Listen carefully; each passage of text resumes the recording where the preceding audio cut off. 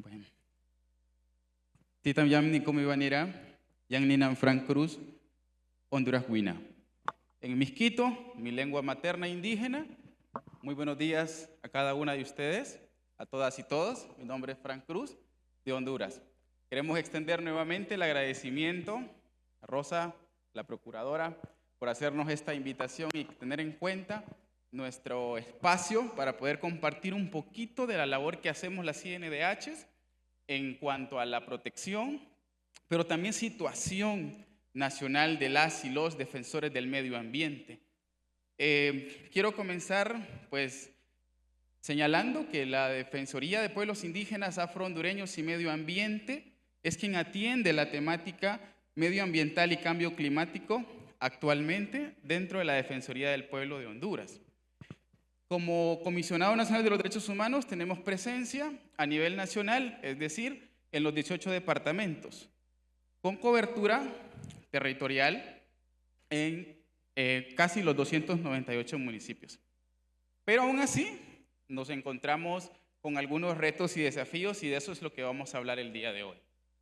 Bien, quiero comenzar señalando que como infortunio, en un informe situacional de Global Witness del 2017, a su vez también del Alto Comisionado de Naciones Unidas en el 2022, identificó que Honduras es el país más peligroso del mundo para defender derechos humanos y medio ambiente. Situación que por supuesto alarma y aqueja a los que estamos en esta defensa y en esta labor del medio ambiente, de protección y de defensa del medio ambiente, por supuesto. Ya seamos funcionarios públicos o nos encontremos también en trincheras académicas, en trincheras de sociedad civil u otras organizaciones que realicemos este tipo de labor. A su vez también, un informe bastante reciente de la Comisión Interamericana de Derechos Humanos en el 2024 señala que la situación de la defensa del medio ambiente se agrava por otro tipo de conflictos, los cuales son socioambientales, pero también de tenencia de la tierra y la defensa del territorio. Y vamos a tratar de hacer una conexión de la labor de los pueblos indígenas, afro-hondureños, defensores del medio ambiente y también campesinos. ¿Por qué? Porque a su vez somos los que nos encontramos en el día a día en esta labor.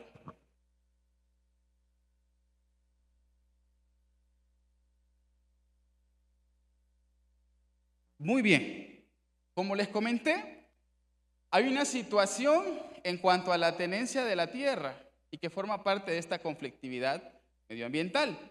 Dentro de ellos, el Estado hondureño, por medio de su gobierno, su poder legislativo, adoptó y creó un nuevo Código Penal mediante el Decreto 93/2021, con una figura que preocupó, porque la figura que ahora contempla y tipifica el delito de usurpación de la tierra, independientemente que este territorio cuente o no con recursos, por supuesto naturales, bienes comunes, entre otros.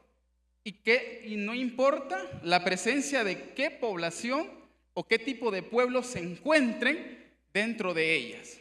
A su vez, esto se ha desencadenado porque ha habido un tipo de no control, más bien jurisdiccional. Porque con solamente que un tercero, un particular, acredite la tenencia bajo cualquier tipo de documentación, bien sea dominio público, otorgado por la municipalidad, bien sea por un medio de una escritura pública, otorgada, ¿verdad?, ante notario público, la medida del desalojo por usurpación se va a aplicar. Y no importa si en ese territorio hay defensores, defensoras de medio ambiente, pueblos indígenas y afro-hondureños, entre otras, que por la generalidad no cuentan con un dominio pleno, pero sí tienen el derecho al uso, goce y disfrute de la tierra, de sus recursos y hacer uso, mejor dicho, de sus recursos de una manera ancestral y tradicional. Entonces vean a lo que también se enfrentan nuestros defensoras y defensoras del medio ambiente, pero también los pueblos indígenas y afrohondureños, que se me olvidó introducir. Actualmente habemos en el país 9 pueblos originarios, dentro de ellos 7 pueblos indígenas y 2 comunidades afrohondureñas, garífunas y negros de habla inglesa.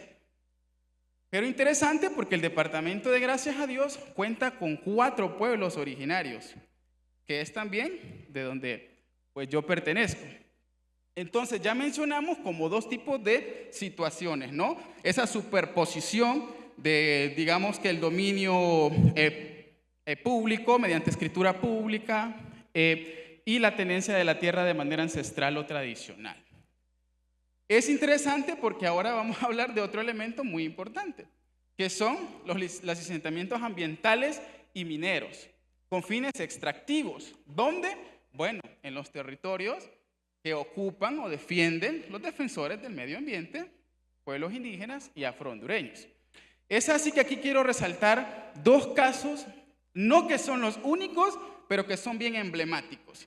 Y ayer Tatiana también lo mencionaba.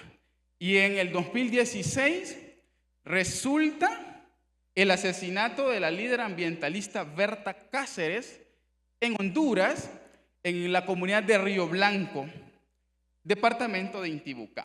¿Por qué? Bueno, porque su lucha también fue la defensa del Río Blanco y de Aguasarca por una hidroeléctrica que se iba a implementar, poner a operar, sin, por supuesto, la consulta libre, previa e informada a la cual tienen derecho los pueblos indígenas. A su vez, quiero hacer mención que en el año 2019 hubo la detención arbitraria, por supuesto, de 7 defensores ambientalistas del departamento de Colón en el municipio de Guapinol, ¿sí? Y desencadenó en la muerte en el año 2024, recién el 14 de septiembre, de otro líder también ambientalista. Además, pertenecía a la corporación municipal y también se dedicaba a la defensa de los derechos humanos como del medio ambiente, que fue el asesinato de Juan Antonio López.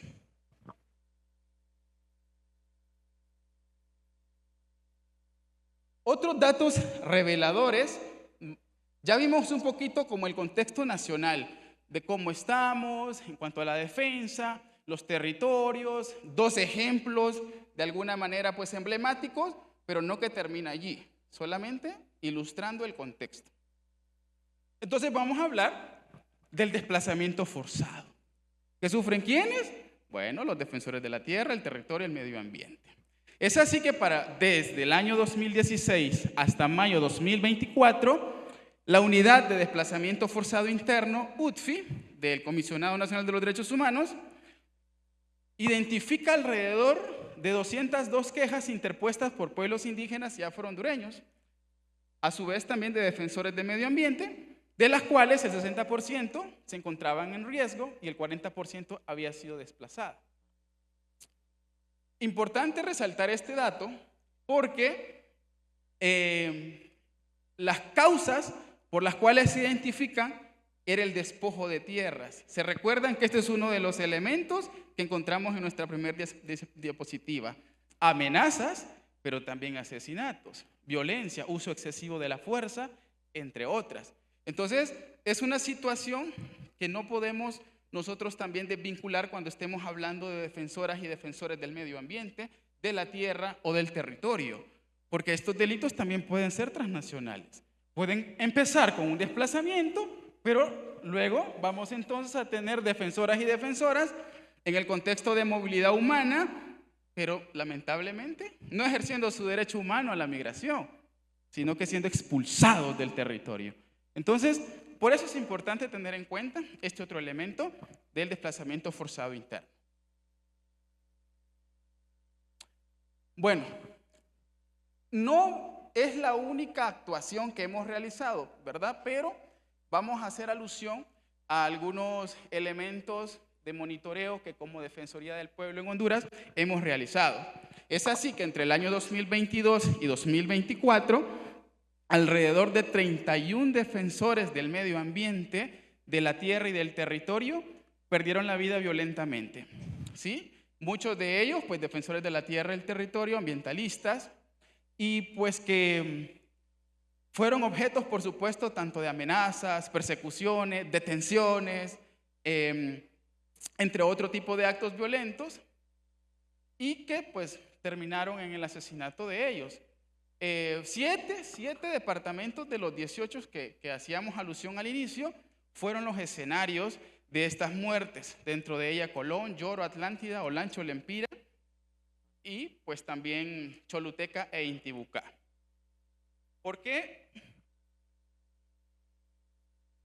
Perdón.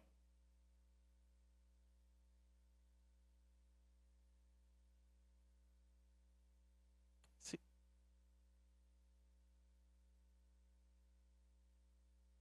Dentro de las víctimas que nosotros identificamos, en estos 2 años hay 15 campesinos, hay 9 personas indígenas, hay 2 garífunas, pero también 5 defensoras del medio ambiente. Por eso es que cuando hagamos esta interrelación de la defensa, de la promoción, de los recursos naturales, de los bienes comunes, de nuestro medio ambiente como tal, pero también de los ecosistemas que se encuentran dentro del medio ambiente, de los seres bióticos, abióticos, entre otros, no dejemos a un lado los y las que nos encontramos en este tipo de labor, ¿sí? Porque al final, cuando dejamos de visibilizar, de por sí los defensores del medio ambiente forman parte también de las poblaciones en condición de vulnerabilidad, al igual que los defensores de los derechos humanos, por supuesto. Pero si luego le agregamos otra interseccionalidad, vamos a ver que esto se va a agravar. Agreguemos que, pues también son campesinos, son campesinas, que están en zonas rurales, que se encuentran en una situación de pobreza, que tienen o que cuentan con una discapacidad, que son adultos mayores, que son mujeres. Y ayer nos hacían una excelente presentación magistral de esas desigualdades entre el hombre y la mujer en esta labor de defensa y protección de los recursos, ¿sí? Entonces, es importante siempre tener en cuenta este tipo de elementos adicionales que van apegadas y que no pueden desvincularse de la defensa del medio ambiente. Alguna actuación, no que ha sido la única, pero sí algunos para ilustración. Desde el 2018, el Comisionado Nacional de los Derechos Humanos tiene activado y creó un protocolo de atención de la queja, de orientaciones y cuestiones humanitarias. ¿Y qué hace el elemento cuestiones humanitarias? Bueno, ¿se recuerdan que hablamos de la unidad de desplazamiento forzado interno? Ok, tratamos nosotros al hacer todo este análisis de contexto, venimos identificando que aparte de resguardar, proteger la vida, la integridad de las y los defensores del medio ambiente, también se van a encontrar con el fenómeno del desplazamiento forzado de sus comunidades, de sus territorios, y por ende van a requerir también de una atención humanitaria. ¿Ok? Si los desplazan forzadamente, pues ¿a dónde los reubicamos? ¿Quién va a realizar este tipo de reubicación?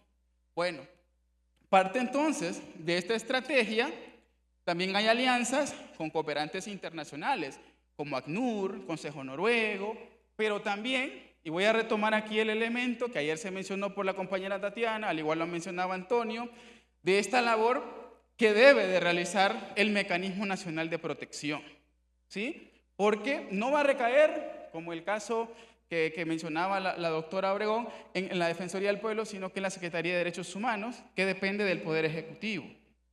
Esa es como otra diferenciación.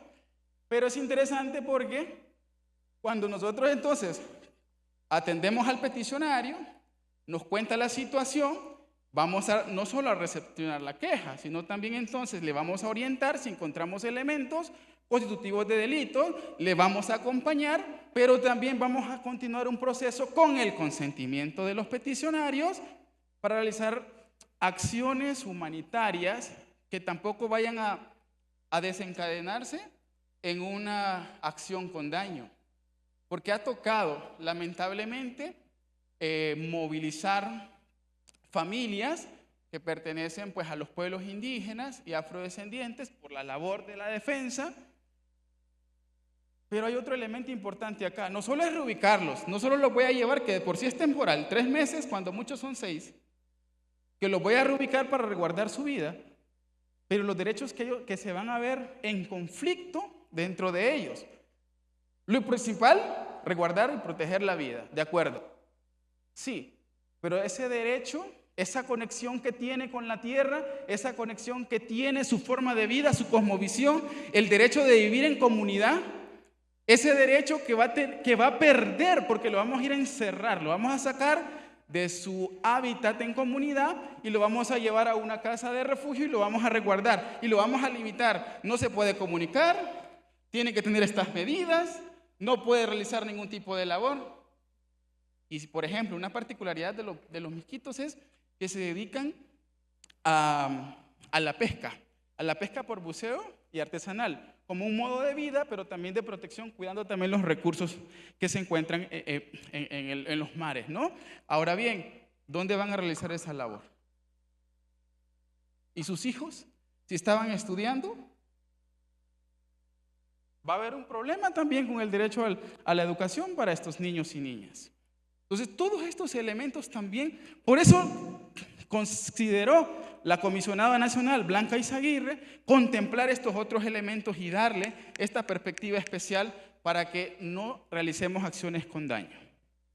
Otro elemento importante es que desde 2019 al 2024, ¿se recuerdan que mencionamos el asesinato pues, de Juan Antonio López en el 2024? Bueno, él pertenecía al Comité Municipal de la Defensa de los Bienes Comunes de Tocoa y de Colón. Él previo había sido detenido de manera arbitraria junto a otros 6 miembros del comité por esta defensa y habían sido privados de libertad. Además de ello, también por los riesgos que presentaban, se les solicitaron medidas cautelares ante la Comisión Interamericana de Derechos Humanos. En otras palabras, una persona que gozaba de medidas cautelares de protección, que también tenía una situación de riesgo, que a su vez era defensor del medio ambiente, era un funcionario público, fue asesinado. Entonces, ¿a dónde está la falla? La respuesta la sabemos todos y todas, ¿sí? Pero son cosas que pues no debemos de omitir al momento de realizar este tipo de análisis. Entonces, desde el 2022 al 2024, resulta que el gobierno de la República de Honduras inicia un acuerdo para crear una comisión, para instalar una comisión de la verdad. Ayer conversábamos, ¿no?, de que también ustedes instalaron una comisión de la verdad y entonces el CONADE participa en alianza con la Plataforma Agraria y también la Coordinadora de Organizaciones Populares de la UAN, COPA, con representantes de sus víctimas, porque ellos nombraron también a 5 representantes con expertise internacional, entre ellos algunos ex comisionados de la Comisión Interamericana de Derechos Humanos, otros expertos como James Caballaro y otros que pues tienen conocimiento, experiencia y que son de su entera confianza.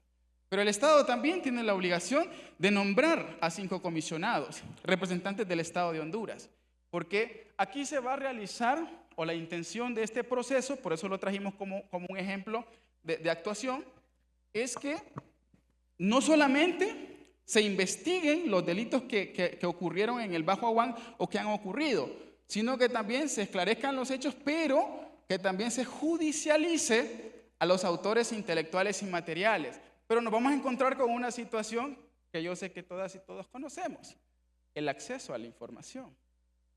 La actuación que va a tener el Poder Judicial, la actuación y el rol que va a jugar el Ministerio Público, pero también la actuación que nosotros como Defensoría vamos a tener, porque a su vez también tenemos presencia en este territorio y hemos documentado esta situación. Porque déjenme comentarles que la situación de la tenencia o la inseguridad de la tenencia de la tierra van a ser allá por 1990. con una ley de modernización y desarrollo que permitió la compra-venta de territorios que ya habían sido otorgados por el mismo Estado, ya bien sea mediante un dominio comunitario o un dominio pleno particular. Entonces, luego también va a entrar como en vigencia la ley de municipalidades, que también permite esta venta, que en su momento se habían otorgado alrededor de 37,000 hectáreas en la comunidad lenca. Y a la actualidad, según reportes del Instituto Nacional Agrario, que es quien otorga estos dominios comunitarios, ya va a la venta aproximadamente de 27,000 hectáreas. Entonces las comunidades, claro, realizan este tipo de acción, no para decir solo me pertenece la tierra, es devuélvanos el territorio, los recursos naturales, porque la labor que están realizando es de extractivismo. No es para preservar el medio ambiente, no es para preservar los recursos naturales, es de extracción. Entonces, eso es otro elemento muy interesante para tener en consideración. Como algunas de las buenas prácticas, no todas, el Comisionado Nacional, como seguramente todas las defensorías del pueblo, generamos nuestros informes anuales. Y dentro de estos informes anuales de situación de país, también entonces hacemos como alusión a capítulos especiales por derechos, por poblaciones en condición de vulnerabilidad, situaciones emblemáticas en las cuales nosotros ya documentamos suficientemente y vamos entonces a ilustrar también cómo está la situación de país, específicamente con algún tema o con algún grupo o alguna población en condición de vulnerabilidad. Informes especializados, bueno, también por medio de sus diferentes unidades, como de sus defensorías especiales, también generamos informes especializados. Y en este caso, recién, en el marco del Día Internacional de los Pueblos Indígenas, la Defensoría de Pueblos Indígenas, Afro-Hondureños y Medio Ambiente del CONADE elaboró un informe especial sobre el convenio 169 de la OIT en el país, la institucionalidad gubernamental, el desplazamiento forzado interno y la defensa de las tierras y del territorio. Entonces, este tipo de documentación, pues, que se hacen adicional, se consideran como oportunas para también alertar y ver, porque también se emiten recomendaciones dentro de ellos, situaciones específicas, no solamente macros, como los informes anuales, sino también específicas. El sistema de alertas tempranas. Desde el año 2022, el Comisionado Nacional de los Derechos Humanos creó el sistema de alertas tempranas por medio del Observatorio Nacional de Derechos Humanos del CONADE. A cargo tiene este sistema en el cual se emiten alertas, valga la redundancia, tempranas, para detener o alertar al Estado y decirle si esta situación continúa, va a desencadenarse en una vulneración, va a desencadenarse en asesinatos, entre otros. Y dentro de estas alertas traigo la alerta temprana número 005-2024 sobre la falta de adopción de las medidas cautelares de la Comisión Interamericana al Comité Municipal. Miren qué interesante, es del 10 de septiembre. El 14 de septiembre, ¿qué ocurrió? Asesinaron al ambientalista Juan Antonio López, que tenía medidas cautelares. Entonces, por eso también es importante a veces activar estos mecanismos. Infortunadamente, no está en las defensorías del pueblo que estas medidas se adopten o se cumplan como lo esperamos. Pero sí es nuestro deber hacer la labor que nos corresponde defensorialmente. Y bueno, ya como uno de las últimas buenas prácticas, con el Instituto Danés de Derechos Humanos, 4 defensorías o 4 países estamos realizando el grupo de referencia sobre cambio climático y derechos humanos. Colombia, Honduras, Sierra Leona y Tanzania de África, ambos. Dentro de este proyecto, lo que hacemos es tener 2 espacios. Nosotros le denominamos dentro de la metodología grupos institucionales, pero también comunitarios. Hicimos un análisis situacional de país, de cuáles son los departamentos, cuáles son los municipios que representan mayores índices de violencia, y de quejas que presentan los defensores del medio ambiente, de pueblos indígenas, de campesinos y de pescadores artesanales. Porque también los pescadores artesanales están en esta labor y ya hemos visto incluso videos y toda esta labor que están haciendo aquí en el país. Bueno, dentro de esto, nuestra intención es que ya lo hicimos. Ya nos reunimos con la institucionalidad del Estado para verificar los proyectos, las medidas, las políticas públicas, la legislación para atender las situaciones que aquejan tanto para proteger el medio ambiente como para, de alguna forma, atender las situaciones adversas del cambio climático, pero también para la protección de sus derechos, como el derecho al agua, al medio ambiente sano, ¿verdad? A la educación, a la salud, pero otro elemento importante, el acceso a la justicia, porque esto tampoco se puede dejar a un lado. ¿Qué pasa entonces cuando encontramos a personas defensoras y defensores del medio ambiente que están siendo criminalizados por algún tipo penal? ¿Qué tipo de justicia es al que ellos van a acceder en un proceso como este? ¿Cómo está respondiendo la institucionalidad y las legislaciones que se vienen creando paralelamente? Entonces también son cosas que hay que considerar, este tipo de criminalización, este tipo de enjuiciamiento, acceso a la justicia, que yo sé que es lo que todos esperamos. Ojalá que todos los países del continente ratificáramos el acuerdo de Escazú, porque Honduras tampoco lo ha ratificado. Hemos hecho esfuerzos en el 2022 por medio de la Clínica de Control de Convencionalidad y Litigio Estratégico. Se le emitió una opinión jurídica a la Secretaría de Relaciones Exteriores del país, haciéndole un análisis de no solamente la conveniencia de ratificarlo, sino que no entraba en ningún conflicto con la normativa vigente. Porque eso es lo típico de los estados. No, tenemos ya esta normativa que ya cumple con esta labor, tenemos esta institución que ya hace esta labor, ¿para qué lo vamos a ratificar?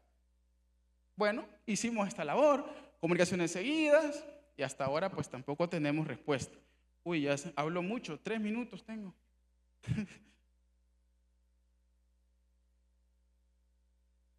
Bueno,